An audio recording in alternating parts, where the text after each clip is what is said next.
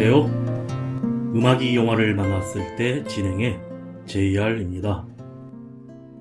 1919년 서대문 형무소 여옥사 8호실에 어린 소녀가 잡혀 들어옵니다.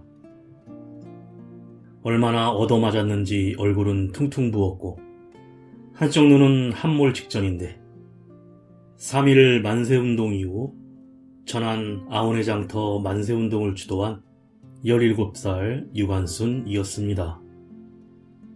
세평 남짓한 옥사 안에 30명 가까운 여성들이 수용돼 발 디딜 틈도 없어 나이가 많거나 몸이 불편한 사람만 겨우 자리에 앉아 있습니다.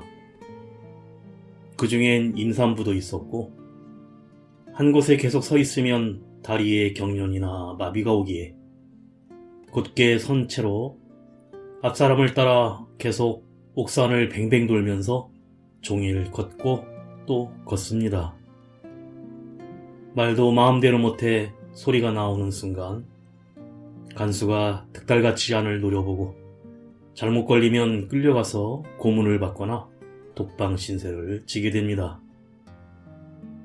마치 시끄럽게 울다가 누군가 나타나면 금세 조용해지는 개구리처럼 모두가 숨을 죽이는데, 하지만 유관순만은 당당하게 벌을 받는 한이 있어도 나라와 부모를 빼앗아간 일제 앞에서 침묵하지 않았고, 그녀가 먼저 말을 내뱉자 모든 여성들이 따라서 소리내기 시작했습니다. 우린 개구리가 아니다. 우린 개구리가 아니다. 그리고 1년 뒤 유관순의 입에서부터 시작된 또 다른 외침은 경성의 전역으로 퍼져나갔는데, 봄날 새싹들이 돋아나듯 웅크리고 있던 모든 백성들이 두 팔을 높이 올리고 외쳤습니다. 대한 독립 만세. 오늘 3.1절의 의미를 되새겨 봅니다.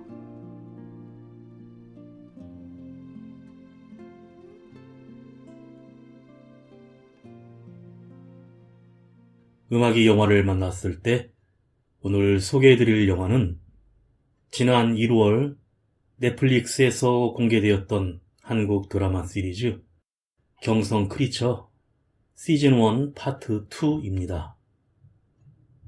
1945년 잔악한 일본군이 생체 실험을 비밀리 하고 있는 옹성병원에 갇힌 토독군 채옥이 괴물이 된 엄마와 마주하게 되고 다시 병원으로 돌아가 일본군들과 괴물에 맞서서 자신은 남겨지면서까지 태옥을 구해주는 거목당 주인 태상과 병원을 탈출하다 얼떨결에 괴생물체인 나진이 담긴 물을 마신 이시카와의 애첩 명자의 얼굴을 보여주면서 1에서 7화 파트 1이 끝나고 그 이후에 8화에서 10화 이야기가 이어집니다.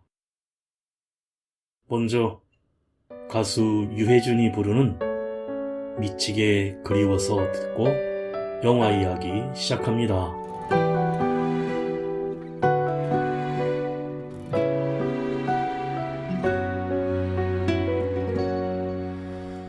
땅거미진 거리에 어둠이 찾아들면 저 거리 불빛 가슴을 친다. 찬 바람에 무뎌진 사소한 두려움이 빈 사랑에 남겨져 내 몸이 아파온다. 아주 가끔 미치게 그리워서 멍하니 하늘에 기대어 너의 안부를 묻곤 한다. 너도 가끔 조금 내 생각나긴 하니 듣는 이 없는 이 노래를 혼자 오늘도 불러본다. 난 쓸쓸히 걷다가 그리워서 허전한 맘에 술 한잔 한다. 내 손에 쥔 전화에 네 이름 지워봐도 넌 지우지 못하고 일어나 집에 간다. 아주 가끔 미치게 그리워서 사는 게 지치고 힘들다. 모진 너를 원망해 본다. 바보 같은 내가 정말로 사랑한다. 너밖에 없는 나에게는 정말 세상이 잔인하다. 가진 건 없지만 남은 내 사랑을 다 준 한 사람. 너에게 미쳐 사랑이 미쳐 너에게로 달려간다.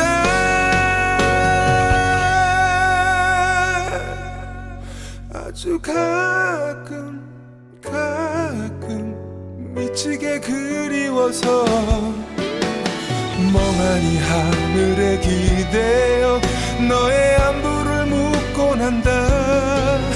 너도 가끔 조금 내 생각나긴 하니 미칠 듯 사랑한 기억에 죽을 만큼 널 보고 싶다.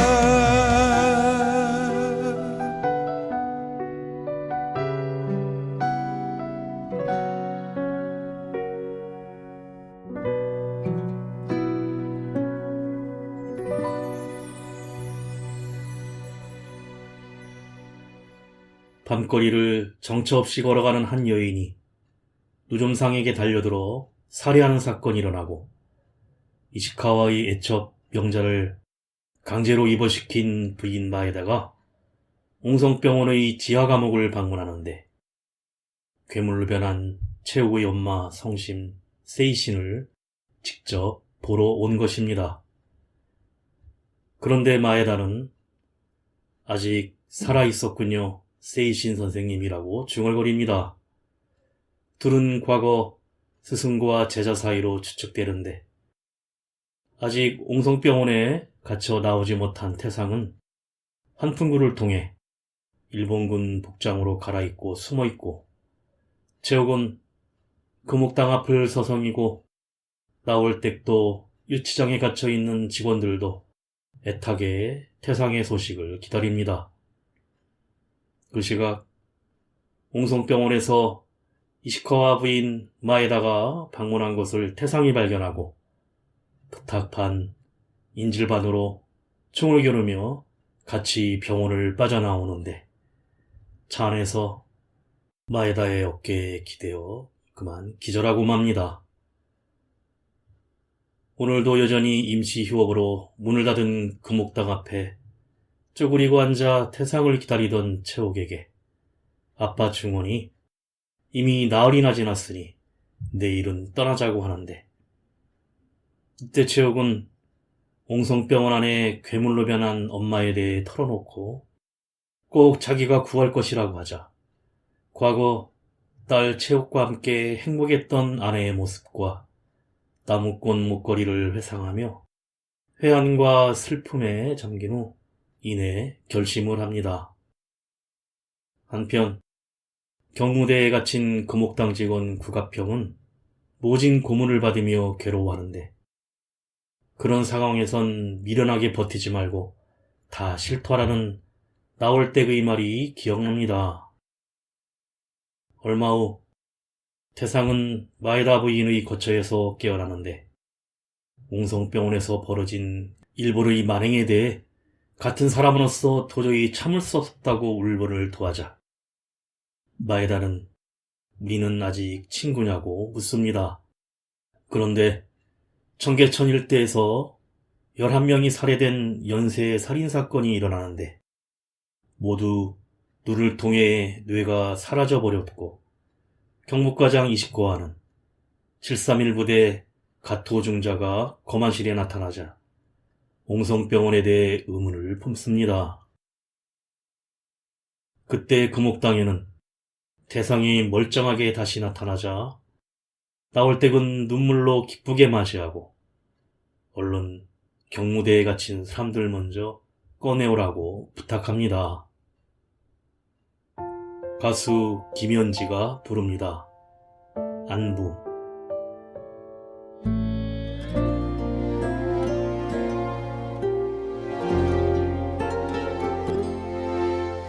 아니야 아니라고 꼭 돌아온다고 의미 없는 혼잣말만 하고 너를 잊어보려는 노력도 안 해봤어. 어딜 가도 널 생각했어. 내가 좋아할 만한 건 그게 뭐라도 다 챙겨주려 했던 너잖아.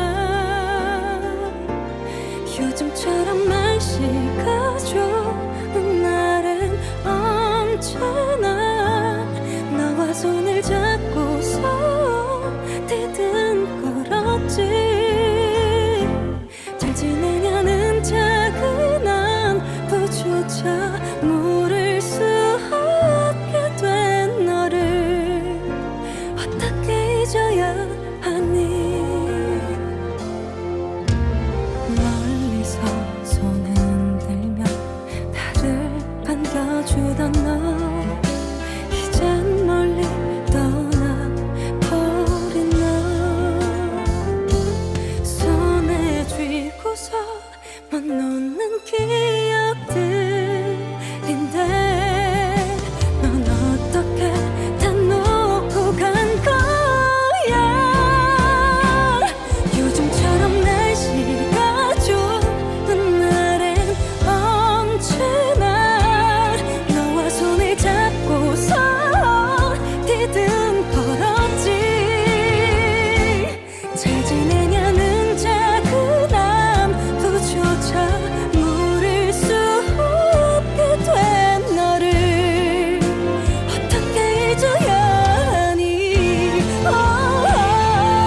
자꾸 불어오는 바람이 내 맘을 핥히고 괜찮은 척해도 소용이 없어.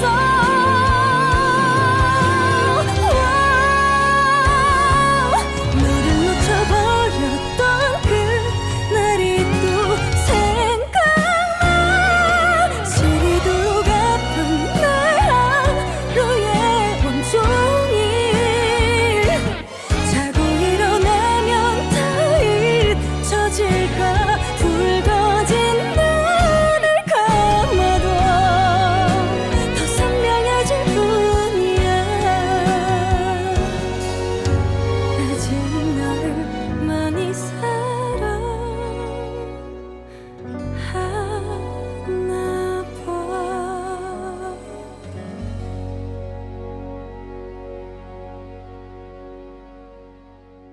경무대로 찾아간 태상은 고문으로 만신창이가 된 국화평과 올강바 마담 나영춘을 만나고 경무과장 이시카와와 단판을 짓는데 바로 옹성병원의 비밀 생체 실험과 배우의 마에다 유키코 부인이 있다는 정보를 주고 연행된 모든 사람들을 석방시킵니다. 이시카와는 그 정보와 731 부대 가토 중자가 연쇄 살인범의 유력한 용의자가 윤채옥, 장태상, 그리고 명자 아키코 중 하나일 거란 말을 기억하면서 사실 어젯밤 자신의 집에서 명자가 사라진 후 수발두는 가정부가 똑같이 살해됐던 것을 결부시켜 봅니다.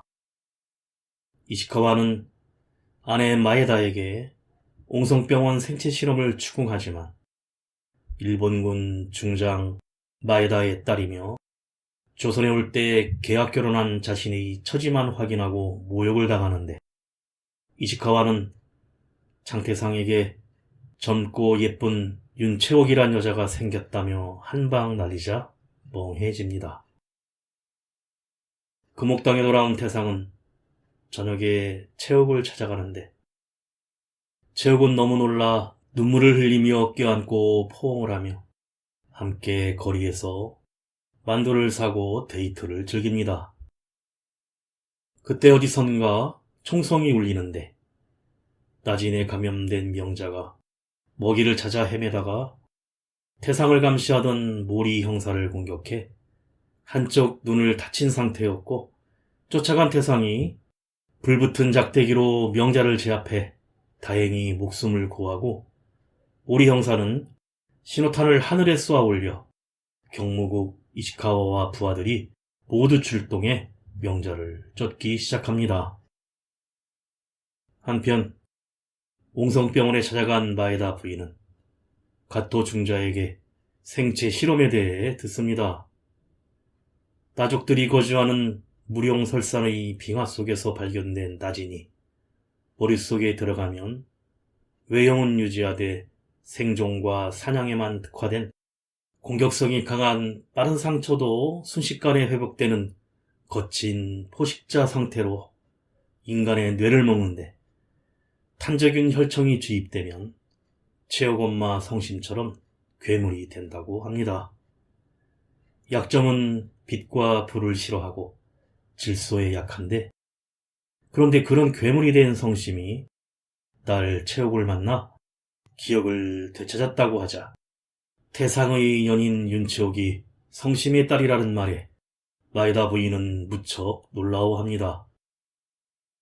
그 시각 정신을 차린 명자는 경찰들에게 쫓기어 습속으로 달아나지만 수많은 경찰들에게 포위당할 위험에 처하고 경무과장 이시카와도 차를 타고 현장으로 달려갑니다.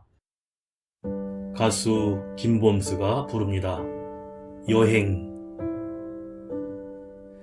내 어제는 고민 끝에 내 사랑을 품에 안은 채로 조용한 밤과 그 다음 낮에다가 이름을 써두고서 떠나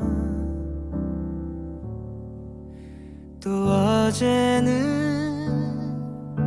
고요한 날 아무런 말도 없이 지내다 우연한 날과 따분한 날이 없는 아늑한 오늘에 다가와 난 어떤 여행을 떠나왔나 언제 떠나왔는지도 몰라 잃어버려도 날 잊어버려도 날 계속 생각할까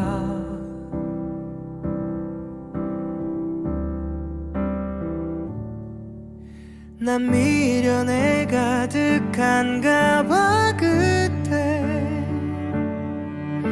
난 아직 어제와 놓지 못한 채 떠나려나 봐 발목 낀 채로 애써 못 가는 척을 해왔지만 그래 이젠 떠나야만 하는데 굳어진 마음은 자신이 없대 언젠가는 또 언젠가는 그래 언젠가는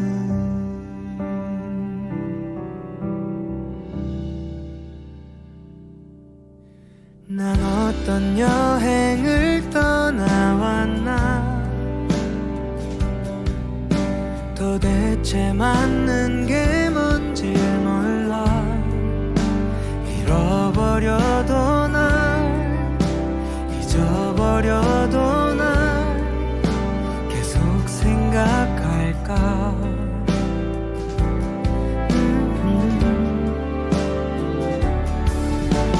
난 미련에 가득한가 봐 그때 난 아직 어제와 놓지 못한 채 떠나려나 봐 발 묶인 채로 애써 못 가는 척을 해왔지만 그래 이제 떠나야만 하는데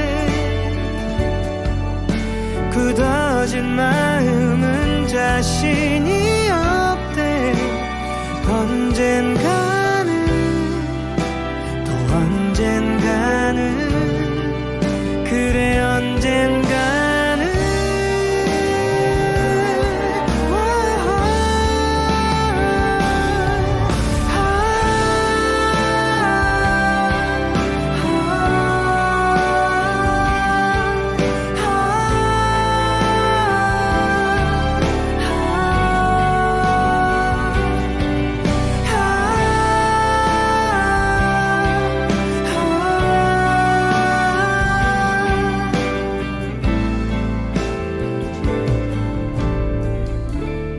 여행을 떠나봐야지 731 부대에서 자행한 모든 생체 실험에 대해 설명하며 나진의 발견으로 인류를 한 단계 더 진화시켜 줄 것이라고 마에다 부인에게 설명하자 옹성병원 이치로는 본국으로 돌아갈 것이고 모든 지원을 해줄 테니 가토가 책임자가 되어 실험을 계속해달라고 합니다.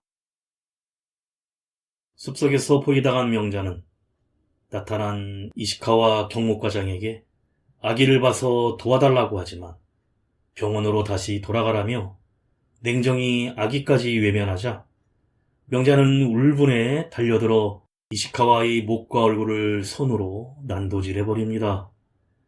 경찰들이 총이 난사되고 쓰러져 철창 위에 갇힌 명자와 이시카와가 병원으로 옮겨지는데 한편 최욱의 아빠 중원은 아내 성심과 함께하기 위해 옹성병원으로 스스로 찾아가 잡히는데 괴물로 변한 아내를 보고 괴로워하고 편지를 읽은 최욱도 힘들어하는데 태상은 괴물이 된 엄마와 죽음으로 찾아간 아빠의 상황을 힘들어하는 최욱을 위해 자신의 모든 것인 금옥당과 자신의 생명을 잃더라도 옹성병원의 문제를 뿌리 뽑겠다고 선언합니다.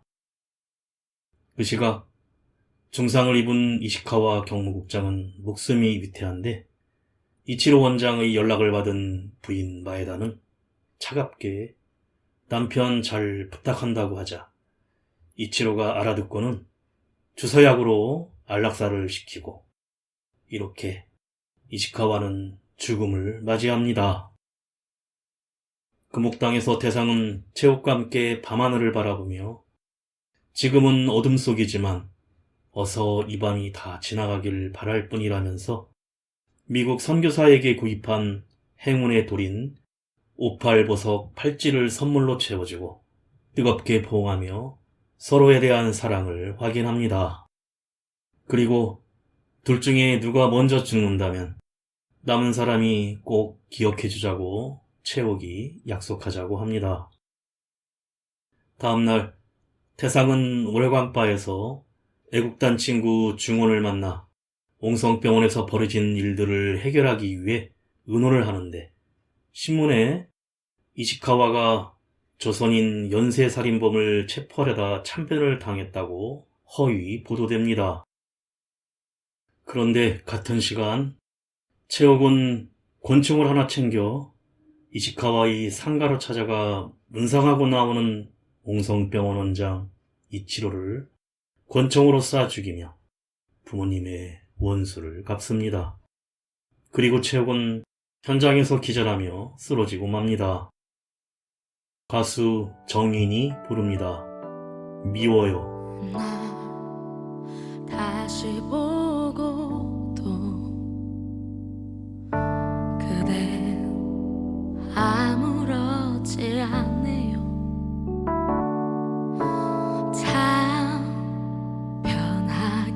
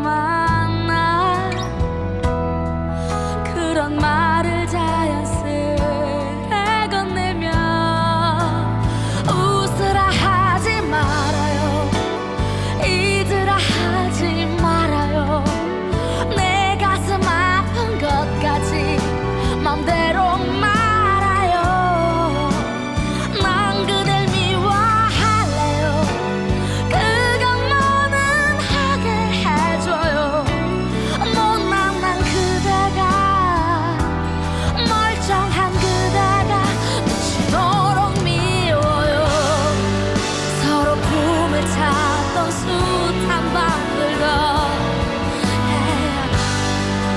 두근대던 새벽도 다 흩어졌나요. 내겐 살아있는데 살갗 깊숙이 가슴 깊숙이 달라붙어 있는데 지워지지 않는데 잊으라 하지 말아요. 내 가슴 아픈 것까지 맘대로 말아요. 난 그댈 미워할래요. 그것만은 하게 해줘요. 못난 난 그대가 멀쩡한 그대가 미치도록 미워요.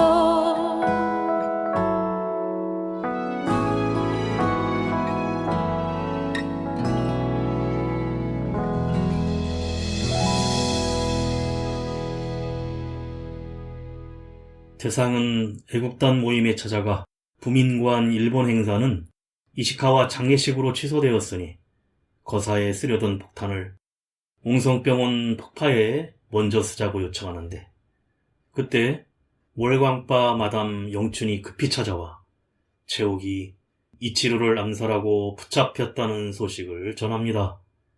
현장으로 달려간 태상은 그곳에 있던 모리 형사가 최옥은 경찰에 없고 어디론가 사라졌다면서 이 모든 일을 움직이는 보이지 않는 손이 있다고 알려줍니다.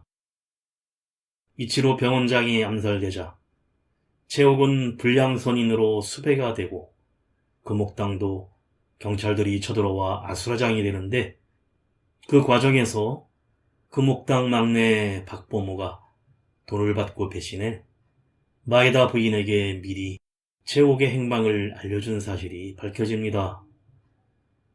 최옥의 동선을 미리 알고 마에다 부인이 현장에서 붙잡아 몰래 빼돌린 것인데, 태상이 모든 정보통을 동원해 최옥의 행방을 찾아보지만 전혀 알 수가 없고 경찰의 움직임도 없이 잠잠합니다. 전전긍긍하던 그때 금옥당으로 마에다 부인이 찾아오는데, 윤채옥은 강한 여자가 아니라 돌아오지 않을 것이니 기다리지 말라며 죽었다고 하면서 옹성병원에 들어가기 전에 장태상으로 돌아간다면 금옥당은 안전할 것이라고 합니다. 하지만 태상은 어떻게 채옥이 죽었는지 아느냐며 죽은 시신이라도 봐야겠다고 윤채옥이 어딨냐고 소리를 지르자 두 번 다시 못 볼 것이라며 떠나버리자 문 밖까지 쫓아간 태상이 내가 기필코 찾아낼 거라고 소리를 치며 하찮은 전당포를 굴리며 살기 위해 별별 짓을 다 했지만 딱 한 번 이 모든 것을 포기하고 지키고 싶은 사람이라고 합니다. 그러자 옆에 있는 하찮은 사람들과 같이 나에게 대적할 거냐고 비웃으며 나올댁은 과거 태상의 어머니를 밀고 했고 직원 구갑병은 감옥에서 모든 자백을 했으며 막내 박보모는 채옥의 행방을 돈을 받고 알려줬고 애국단 친구 윤중원은 조직의 핵심 인물을 자백해 풀려난 모두가 배신자들인 쓰레기들이라며 지금 태상을 위해 가장 애쓰고 있는 것은 바로 나라고 쏘아붙입니다. 하지만 태상은 그런데 만일 이들이 이런 세상이 아니었다면 겪지 않았을 일이고 감옥에서 고문도 안 당했고 하지만 배신에 평생 죄책감을 갖고도 살아남으려는 것은 당한 일들을 기억해야 하기 때문이라며 당신에게 쓰레기란 말을 들을 사람은 단 한 사람도 없다고 당당하게 말합니다. 그리고 직원들과 함께 금옥당으로 들어가 문을 닫자 마에다 부인은 울분에 그 자리에 혼자 한참을 서 있습니다. 그 시각 옹성병원에는 괴물의 먹이로 마에다 부인이 보낸 채옥이 붙잡혀 오는데 딸 최옥의 위험을 감지했는지 괴물이 된 성심이 지하 3층 감옥의 단단하던 철창을 뚫고 탈출합니다. 가수 저스트가 부릅니다. 보낼 수 없는 사랑.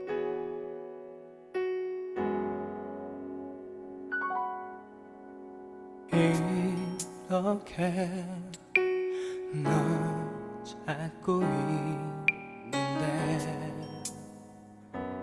이별은 한 걸음 내게 뭐라고 한마디 건네주지 않고 눈물만 흘리네. 아직도 그대 모습 그려 눈을 감는데도 이젠 사랑하지 않는 너의 마음을 붙잡고 슬픔에 잠겨요. 사랑하지만 보내야 한다면 미련도 후회마저 남겨두지 않을게요. 슬퍼하지만 시간이 지나가면 우리 서로 모르는 사이로 그대는 날 떠나가네요. 아무런 말 없이 우리 함께 걸었던 그 가로수길 속에는 나 혼자만 남아. 사랑하지만 보내야 한다면 미련도 후회마저 남겨두지 않을게요. 슬퍼하지만 시간이 지나가면 우리 서로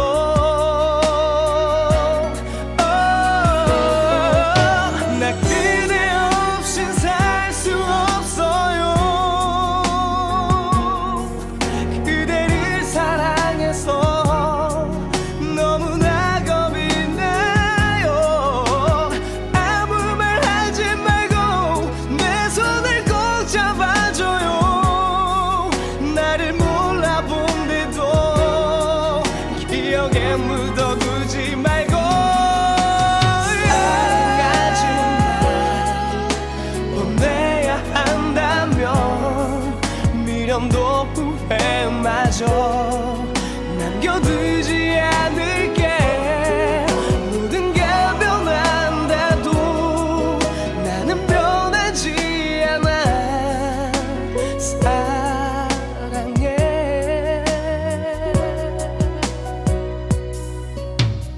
아직도 너만은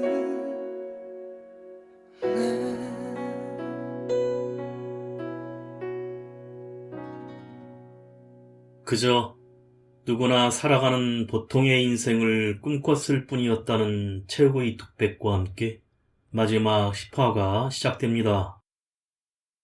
마에다 부인에게 잡혀간 최욱의 위치를 알고 있다는 막내 범호의 말에 옹성병원으로 떠나는 태상은 금옥당 열쇠를 나월댁에게 맡기고 애국단에서 다이너마이트를 가지고 인력거에 올라탑니다.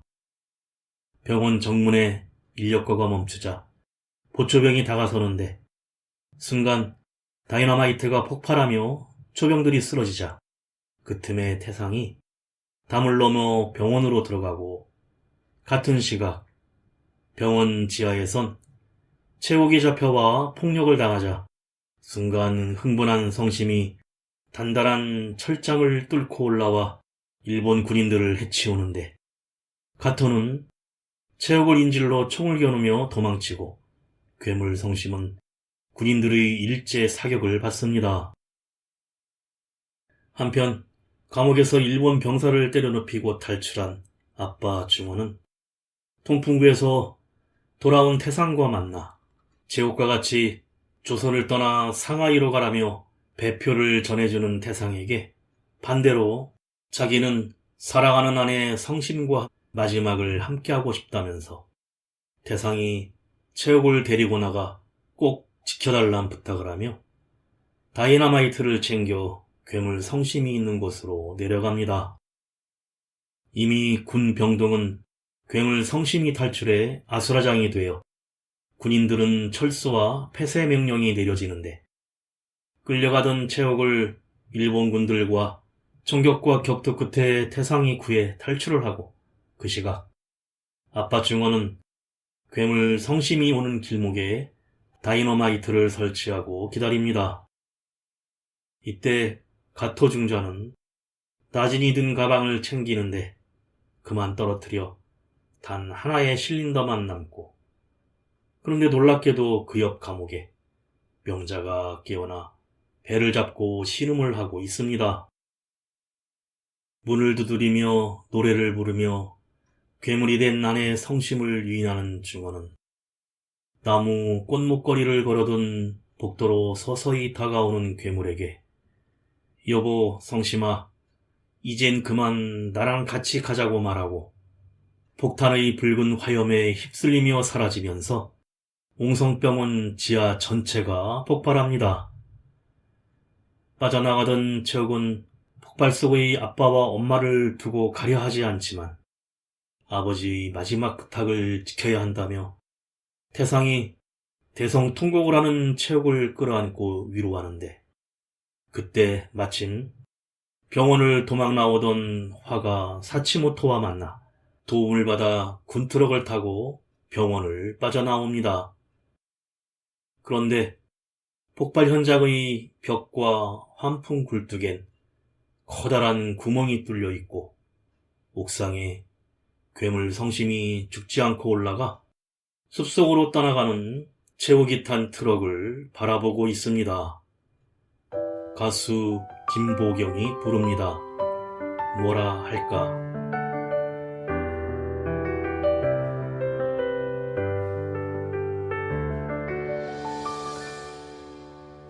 혼자일 거라는 생각은 사실 못했었어.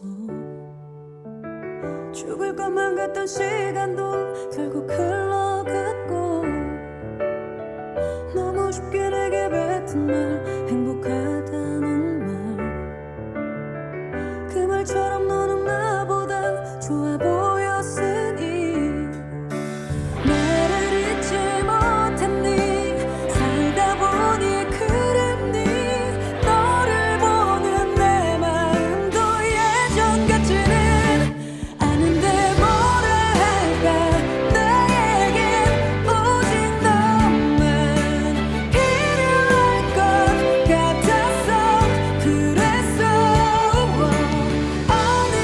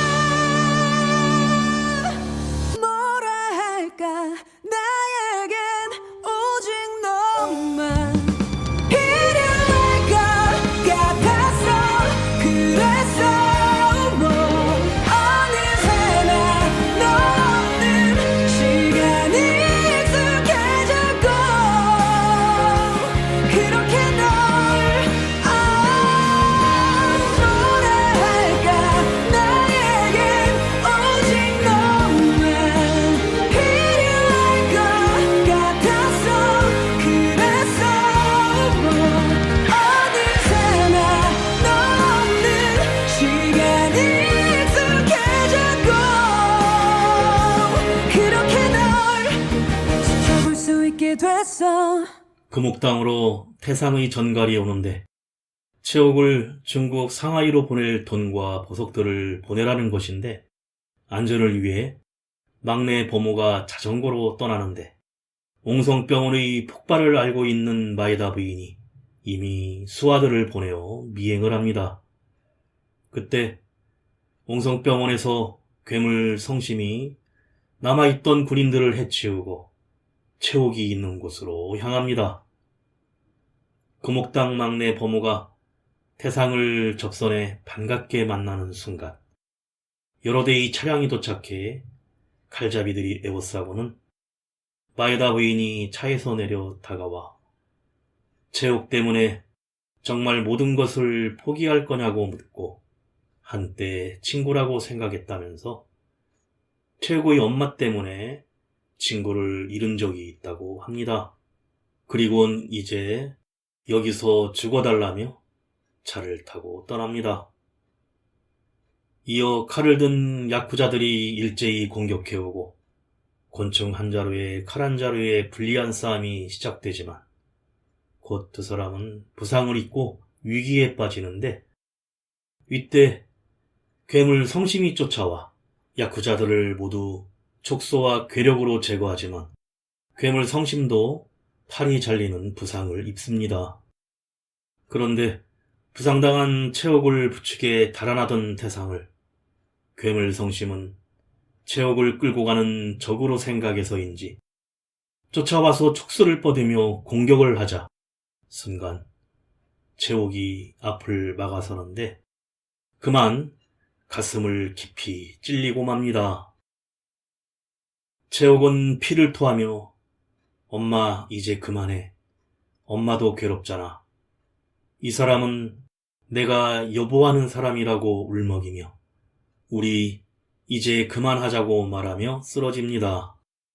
태상은 얼싸나며 안타까워하지만 최옥은 벚꽃이 져버렸네요란 말과 함께 숨을 거두자 태상은 울부짖고 괴물 성심도 이들을 지켜보며 괴성을 지릅니다. 폐허가 된 옹성병원에선 가토 중자를 찾는 부하의 목소리가 들리고 명자의 감옥에는 명자가 쓰러져 있고 아기를 안은 가토 중자는 아기의 얼굴 표면에서 나진이 뇌로 들어가는 순간 한쪽 눈을 뜨자 대단하다며 소리칩니다.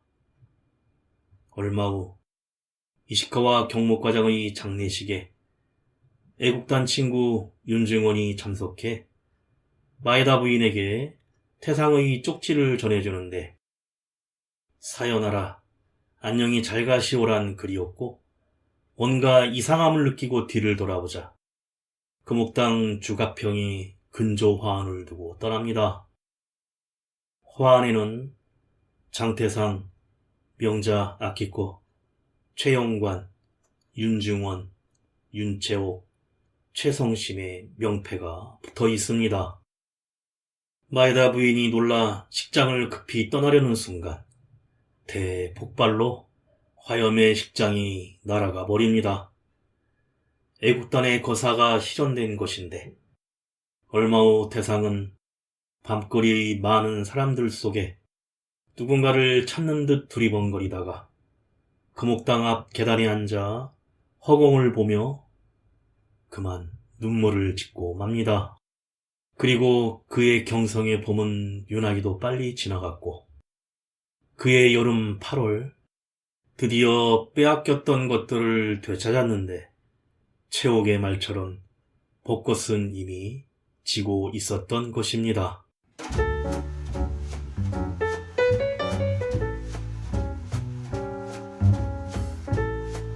일본의 항복과 함께 옹성병원도 문을 닫는데 가토 중자가 마에다 부인에게 이젠 교토로 돌아갈지 아니면 계속 새로운 가능성을 열어갈지 선택해야 한다며 잔에 물을 따라줍니다.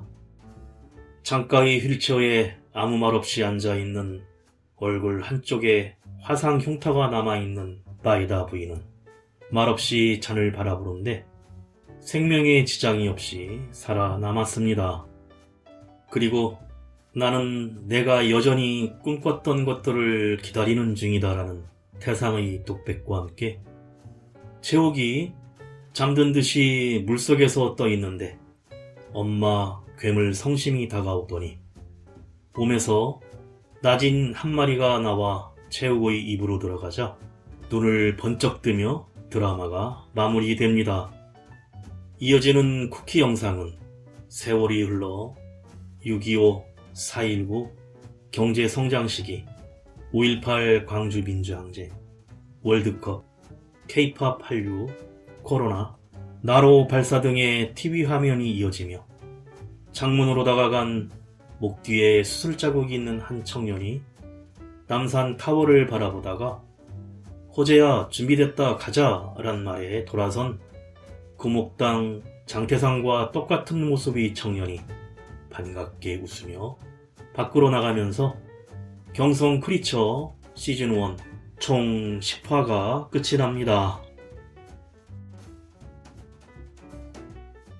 음악이 영화를 만났을 때 오늘 소개해드린 한국 드라마 시리즈 경성 크리처 시즌1였는데요. 해피엔딩은 아니지만 아직은 무언가 숨겨있고 풀어야 할 진실들이 남아있다는 생각이 드는데 올해 공개된다는 시즌2가 기대됩니다. 현재 2024년 시점에서 마주한 태상을 닮은 청년 호재의 목 뒤 흉터는 무엇이고 마에다 부인이 화상을 입은 채 어떤 선택을 할지, 또 시즌1에서 사라진 괴물 성심, 그리고 제자라는 마에다 부인과의 관계, 명자 아키코가 낳은 나진을 가진 아이의 장래, 또 채옥에게 나진이 전달되는 모습에서 혹시 괴물 성심이 채옥을 살리기 위해 트랜스퍼한 것은 아닌지 궁금한 것이 너무 많은 드라마 스토리였습니다. 마지막으로 가수 황성민이 부르는 기억날 그날이 와도 들으며 인사드립니다. 지금까지 JR이었습니다. 오늘도 인생을 영화처럼